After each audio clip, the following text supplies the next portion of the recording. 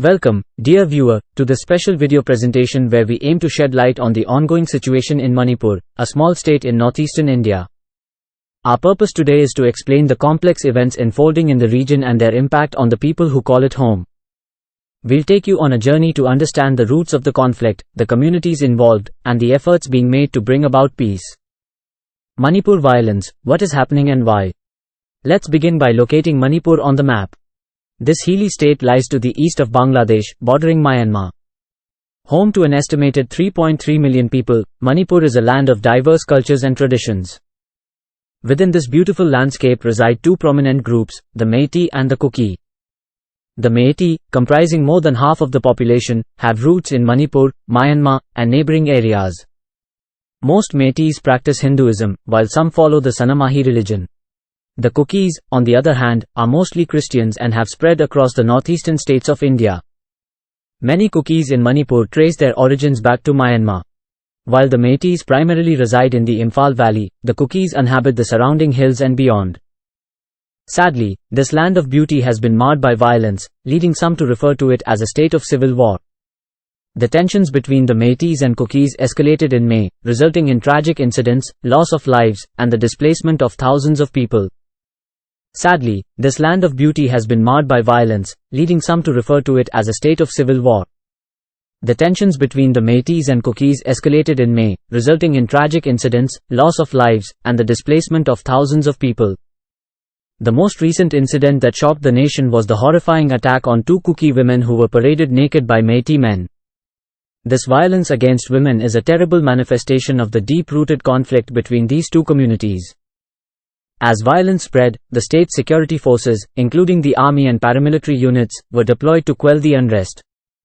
However, looted police armories, ruined places of worship, and destroyed villages tell the tale of an escalating crisis. But what caused this conflict to escalate? One of the underlying reasons is the demand from the Meiteis for official tribal status, which the Kukis fear would further strengthen their influence on the government and society, possibly leading to land disputes and demographic changes. The issue of illegal migration from Myanmar has also heightened tensions, putting pressure on land use and leading to economic challenges. The region's youth, facing unemployment, have often joined various militias, further exacerbating the situation. To understand the magnitude of this crisis, we must delve into the past. For decades, different tribes, including the Meitei, Kuki, and Naga, have clashed over conflicting homeland demands and religious differences. At times, this conflict has also involved India's security forces. While the history of the conflict is complex, the current situation predominantly centers on the clash between the Meitei and Kuki communities. As we witness these events unfold, we must remember that this time, the conflict is strictly rooted in ethnicity, not religion. But amidst this turmoil, innocent lives continue to suffer. Women have become victims of violence, with sexual assault being used as a horrifying instrument of war. This cycle of revenge and retribution only deepens the wounds of an already wounded community. So, what is being done to address this crisis? The central government, led by Prime Minister Narendra Modi, has deployed a significant number of troops and police to contain the violence. But the scale of the issue remains daunting, and many are questioning the delay in addressing it. As we ponder over the question of peace, we must also acknowledge the efforts made by tribal leaders and authorities to find a resolution.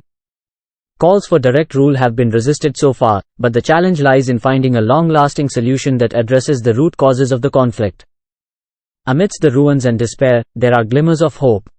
We see brave individuals and communities striving to rebuild their lives, to heal the wounds of the past, and to create a better future for themselves and their children.